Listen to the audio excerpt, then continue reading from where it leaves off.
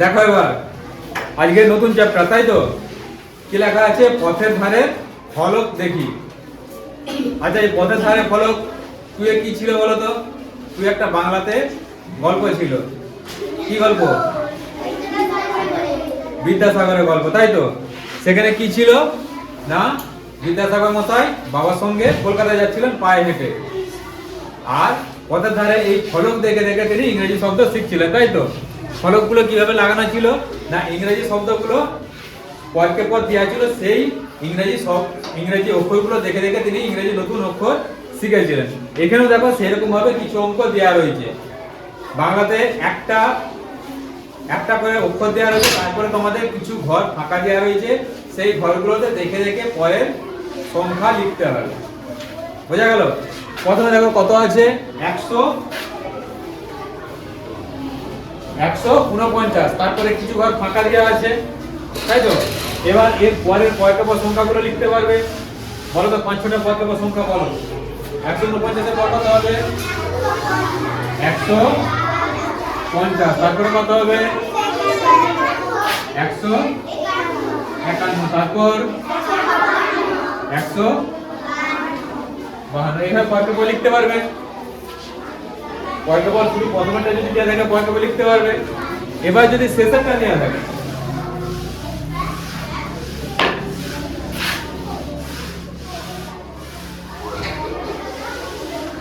শেষেরটা দেওয়া থাকে, তাই শেষ থেকে তখন আগের দিকে এগিয়ে এগিয়ে আসতে হবে। তুই যে গল্পটা ছিল, গল্পটা এরকমই ছিল তো? সংখ্যাগুলো একটা একটা করে কমে কমে আসছিল নাকি? কমে আসছিল না বেড়ে আসছিল? বেড়ে বেড়ে যাচ্ছিল। সংখ্যাগুলো একটা করে বেড়ে বেড়ে যাচ্ছিল। এখানে প্রথমে বাড়িয়ে দেখানো হলো, তারপর এবার কমে কমে আসছিল। কত দেওয়া রয়েছে? 100, কত এই সংখ্যাটা? 131। তাহলে এর আগের সংখ্যা কত হবে?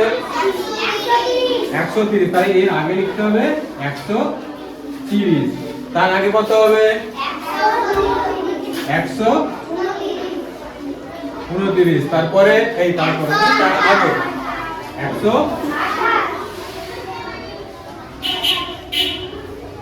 তার আগে 100। হ্যাঁ, এইভাবে কয়টা পদ দেওয়া থাকলে, আগে সংখ্যা দেওয়া থাকলে পরের সংখ্যাগুলো পর পর লিখতে পারবে, আর শেষের সংখ্যা দেওয়া থাকলে তার আগের সংখ্যাগুলো আগে আগে লিখতে পারবে, তাই তো? এবার যদি মাঝের সংখ্যা বা ধারের সংখ্যা দেওয়া থাকে, ছোটবেলায় করেছে 1 2 সিরিজে এই ধরনের অঙ্কগুলো করেছে, তাই তো? দুটো করে সংখ্যা দেওয়া রয়েছে, তার মাঝের সংখ্যাটা লিখতে হবে।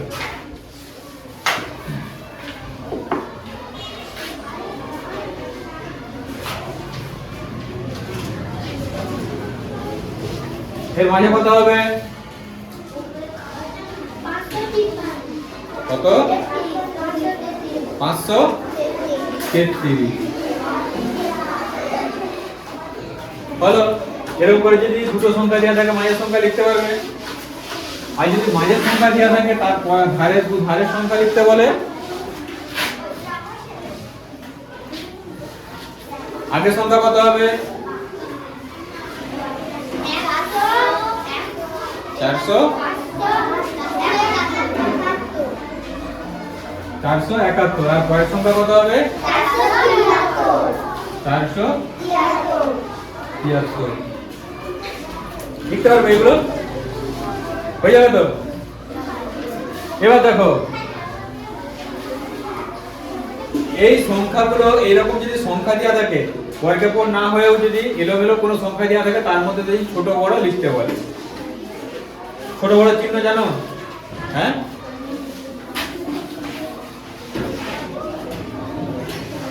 এই চিহ্নগুলো দেওয়া হয় তো?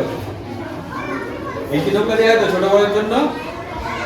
হ্যাঁ, আরে এই ধরনের যদি চিহ্ন বোঝ করাতে বলে দুটো সংখ্যার মাঝে, তখন কিভাবে দেখে বোঝ করাবে?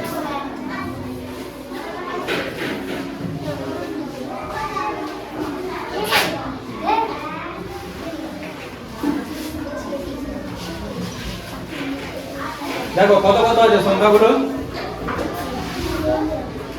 সংখ্যাগুলো কত কত আছে? 235, 435। আমাদেরকে বোঝ করাতে হবে কি? হাঁ চিহ্ন। হাঁ চিহ্ন বলে তো? হাঁ কোন দিকে থাকে আগে বলো তো? যেদিকে বেশি থাকে, মানে একটা প্লেটে যদি দুটো মিষ্টি দেওয়া থাকে, একটা ছোট আর একটা বড়, হাঁটা আগে কার দিকে যাবে? আগে বড়র দিকে হাঁ যাবে, তাই তো? তাই অঙ্কের ক্ষেত্রেও তো একই রকমের জিনিস, যেইটা বড় তার দিকে কি হবে? তার দিকে আগে হাঁটা চলে যাবে। তাহলে এখানে বড় কোনটা? 435। তাহলে কি এরকম চিহ্ন হবে? এরকম চিহ্ন হবে নাকি? তাহলে কি রকম হবে? কোন দিকে হাত থাকবে? 435 এর দিকে হাত থাকবে, তাই তো? এইদিকে হাত থাকবে। এবার এই সংখ্যাটা যে বড় চিনলে কি করে? কতটা কিনা নিয়ম আছে, কি করে চিনলে? কারণ কি না, দেখো শেষের দুটো সংখ্যা একই, তাই তো? এখানেও 35 আর এখানেও 35, কিন্তু এখানে শতকের ঘরে আছে 2 আর এখানে শতকের ঘরে আছে 4। আমরা কি জানি 2 থেকে 4 বড়, তাই ওই সংখ্যাটা বড় হয়েছে নাকি? করতে হবে এবার এগুলো। এবার একটা নতুন অঙ্ক দেওয়া রয়েছে। আগের দিন বলেছিলাম অঙ্ক আর সংখ্যা কাকে বলে, তাই তো? এখানে সেরকম ভাবে কিছু অঙ্ক দেওয়া রয়েছে যেগুলোকে সাজিয়ে নতুন করে সংখ্যা তৈরি করতে হবে। তোমাদের এখানে 3টে করে অঙ্ক দেওয়া রয়েছে। 3টে করে অঙ্ককে বিভিন্ন ভাবে সাজিয়ে বিভিন্ন রকম সংখ্যা তৈরি করতে হবে ওই নতুন করে ওই অঙ্কগুলো দিয়ে। যেমন প্রথমে একটা দেওয়া রয়েছে 1 2 3। এগুলোকে তুমি এক একটা করে সংখ্যাও বলতে পারো, আবার একটা করে অঙ্কও বলতে পারো। যখন একটা সংখ্যার মধ্যে থাকবে তখন সেটা অবশ্যই অঙ্ক, কিন্তু যখন একটা একটা কমা দেওয়া থাকবে এগুলোকে তখন সংখ্যাও বলা যাবে। এবার এইগুলোকে সাজিয়ে আমাকে নতুন ধরনের কিছু কিছু সংখ্যা তৈরি করতে হবে। এই অঙ্কগুলো করার জন্য একটা নির্দিষ্ট নিয়ম আছে, সেই নিয়মটাকে মনে রাখতে হবে। সেই নিয়মটা যদি মনে রাখতে পারো, এখন তোমাদের 3টা অঙ্ক সংখ্যা রয়েছে, এরপর 4টা 5টা যটাই দিক না কেন তোমরা সেই অঙ্কগুলোকে অতি সহজেই করতে পারবে। কি নিয়ম না, যতগুলো সংখ্যা কমা কমা দিয়ে দেওয়া থাকবে একটাকে আগে ধরে নিতে হবে, তারপর বাকিগুলোকে ফাঁকা রাখতে হবে সাজানোর জন্য। তাহলে একটাকে ধরে নিতে হবে বলতে যে কোনো একটাকে নিয়ে নাও। প্রথমে 1 নাও, যে কোনো সংখ্যা নিতে পারো, প্রথমে 1 নাও। 1 নেওয়া হলো, তারপরে দেখো আমাদের কতগুলো সংখ্যা বাকি আছে? 2টো, তাই তো? তাহলে ওই 2টোকে আমরা কি উল্টো পাল্টা করে লিখতে পারি? হ্যাঁ, তার জন্য আমাদের 2টো 1 দরকার, দুবার লিখতে পারবো। তাহলে 2টো 1 দরকার, পরকে পর আগে 2টো 1 লিখে দাও, হলো? এবার দেখো কত আছে? 2 আর 3, পরকে পর বস করে দাও। 2 3, এর পরের একটাতে উল্টা দিকে বস করা হবে। এখানে কত 2 আর 3 বস করানো হয়েছিল, এটাকে আবার উল্টা দিকে বস করে দাও। কত হবে? 3 2, হলো? দেখো দুটো সংখ্যা তৈরি হয়ে গেল। এবার 1 হয়ে গেলে প্রথমে 2 কে রাখো, 1 হয়ে গেছে।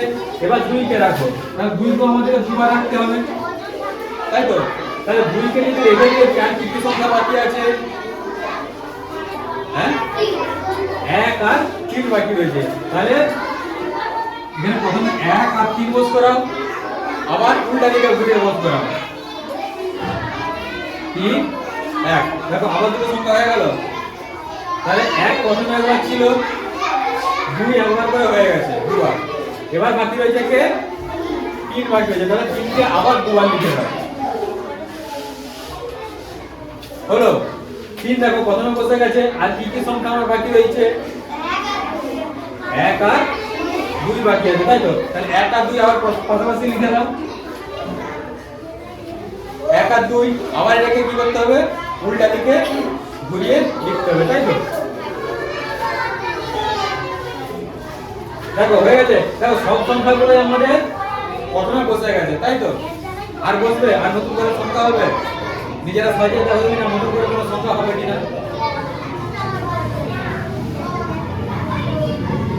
এইগুলোকে এবার যাই সাজাতে যাও দেখবে এর মধ্যেই এসে গেছে। তাহলে এই নিয়মটাকে মনে রাখতে হবে। এই নিয়মটাকে যদি মনে রাখতে পারো তাহলে যত খুশি অঙ্ক দিক না কেন সেগুলোকে সাজিয়ে তোমরা খুব সহজে অঙ্কগুলো করতে পারবে। এখন তোমাদের 3 রাশির আছে, 3 রাশির জন্য 6টা বেরিয়েছে। এরপর ধরে দিয়ে যখন করবে সেখানে 4 রাশি থাকবে। এই একই নিয়ম মনে রাখতে হবে। একই নিয়ম মনে রেখে রেখে পরীক্ষা করলে সেখানে দেখবে এর থেকে আরো অনেকগুলো বেশি সংখ্যা তৈরি হচ্ছে, কিন্তু সংখ্যাগুলো তোমরা সহজেই তৈরি করতে পারছো। ঠিক আছে, এবার একটা নতুন করে লিখছি, তোমরা এবার সেটাকে বলে নিয়ে যাবে।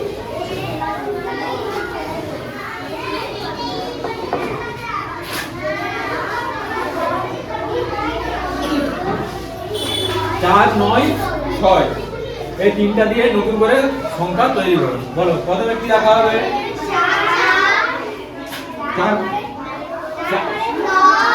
চার কবার রাখবে? চার দুবার রাখবে। বলো তারপর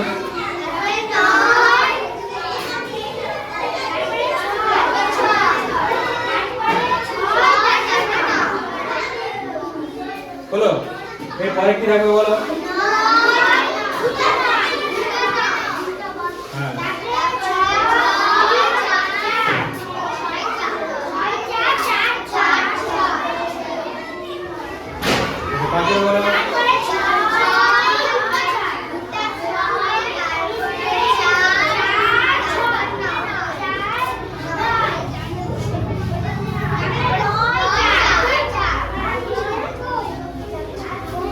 করতে পারবে ওগুলো হবে।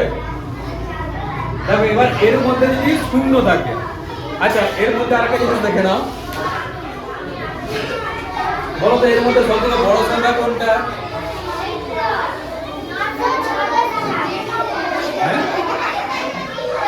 বলো এটা তো, বলো এই সংখ্যাটা কত?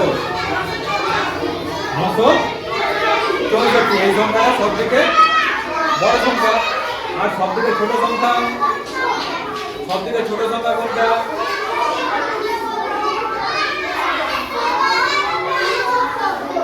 469।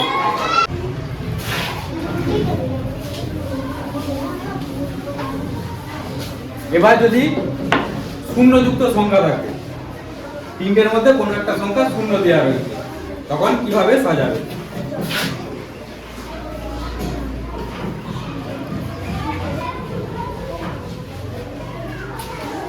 সাজা একই রকম ভাবে।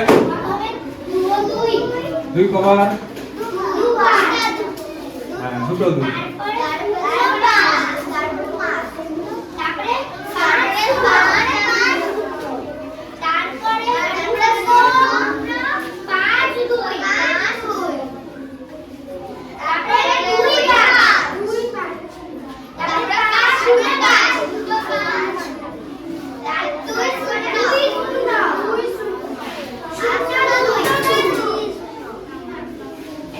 বলো এবার দেখো এখানে যদি ছোট বড় নির্ণয় করতে বলে, এই দুটো সংখ্যার ক্ষেত্রে দেখো প্রথমে কি কি আছে? প্রথমে শূন্য আছে। যে কোনো সংখ্যার প্রথমে যদি শূন্য বসে যায় সেই সংখ্যাটা কি, সেখানে আর শূন্যটার কোনো গুরুত্ব থাকে? গুরুত্ব থাকেনি। তাহলে শূন্য যদি গুরুত্ব না থাকে, তাহলে এই যে দুটো সংখ্যা, এই দুটো সংখ্যা ক অঙ্কের সংখ্যা হবে? 2 অঙ্কের সংখ্যা হয়ে যাচ্ছে। বাকিগুলো সব দেখো আমাদের 3 অঙ্কের সংখ্যা। আমাদের কটা ছিল? 3টে সংখ্যা ছিল, তাই তো? এবার যদি প্রশ্নতে দেওয়া থাকে 3 অঙ্কের ক্ষুদ্রতম সংখ্যা, এখানের মধ্যে ক্ষুদ্রতম কোনটা? এই 6টার মধ্যে ক্ষুদ্রতম কোনটা? 6টার মধ্যে ক্ষুদ্রতম 25। দেখো 25 আমাদের ক অঙ্কের সংখ্যা হচ্ছে? 2 অঙ্কের সংখ্যা হয়ে যাচ্ছে। কিন্তু যদি বলে 3 অঙ্কের ক্ষুদ্রতম সংখ্যা, তাহলে কি এটা 3 অঙ্কের ক্ষুদ্রতম সংখ্যা হবে? এটা 3 অঙ্কের ক্ষুদ্রতম সংখ্যা হবে না। তখন কিভাবে করতে হবে না, শূন্যর পর যেটা ছোট থাকবে, শূন্যটা এখানের মধ্যে কি সবথেকে ছোট, তাই তো? শূন্যের পর সবথেকে যেটা ছোট থাকবে সেই সংখ্যাটা আগে লিখতে হবে কোনটা আছে, তারপরে শূন্য বসতে হবে। বুঝা গেল? এখন 3 অঙ্কের আছে, এটা যদি 4 অঙ্কের থাকে সেখানে আরো ভালোভাবে বুঝতে পারবে। তাহলে এখানের ক্ষেত্রে কি, শূন্যের থেকে বড় যেটা সেই সংখ্যাটা প্রথমে বস করাতে হবে, তারপর শূন্য দিতে হবে। শূন্য থেকে বড় এখানে কি?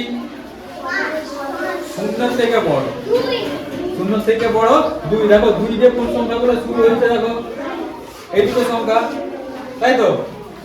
তাহলে 2 এর পর কি বলেছি? 2 এর পর শূন্যটাকে বস করাতে হবে। 2 এর পর শূন্য বসলো, তারপরে যে সংখ্যাগুলো আছে পরপর বসে গেল, কত আছে? 5। তাহলে এই যে সংখ্যাটা এইটা হয়ে যাবে তখন 3 অঙ্কের ক্ষুদ্রতম সংখ্যা। বুঝা গেল? যদি এইরকম শূন্যযুক্ত সংখ্যার ক্ষেত্রে ক্ষুদ্রতম 3 অঙ্কের ক্ষুদ্রতম সংখ্যা বলে তখন কি করতে হবে না শূন্যটাকে দ্বিতীয় ধাপে রাখতে হবে, অর্থাৎ তারপরে কি করতে হবে না শূন্যর পরে যে বড় সংখ্যাটা সেই সংখ্যাটাকে প্রথমে রাখতে হবে। তাহলে প্রথমে রইল শূন্যর থেকে বড় সংখ্যা, তারপরে রইল শূন্য, তারপরে অন্য সংখ্যা, সেটা হয়ে যাবে কি তখন 3 অঙ্কের ক্ষুদ্রতম সংখ্যা। আর 3 অঙ্কের ক্ষুদ্রতম সংখ্যা তো হবে বড় বড় সব থেকে প্রথমে থাকবে বড় কত 5, তারপর তার থেকে ছোট 2, তার থেকে ছোট 0, এটা 3 অঙ্কের সংখ্যা হচ্ছে। বুঝা গেল? বুঝা গেল কি? তাহলে এবার নিজেরা তিনটে সংখ্যা বলো, দিয়ে নিজেরাই সেই উত্তরগুলো বলো। আমি লিখে লিখে যাবো, তোমরা শুধু বলে বলে যাবো।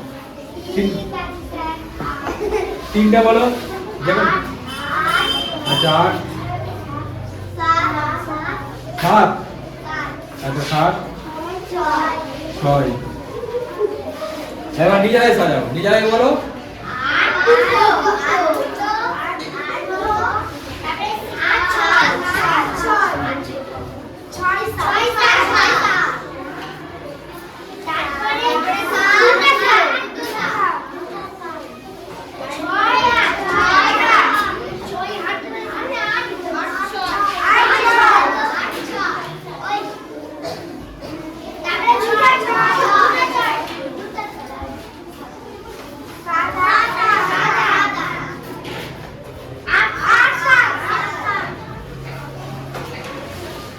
হলো? এবার করতে পারবে?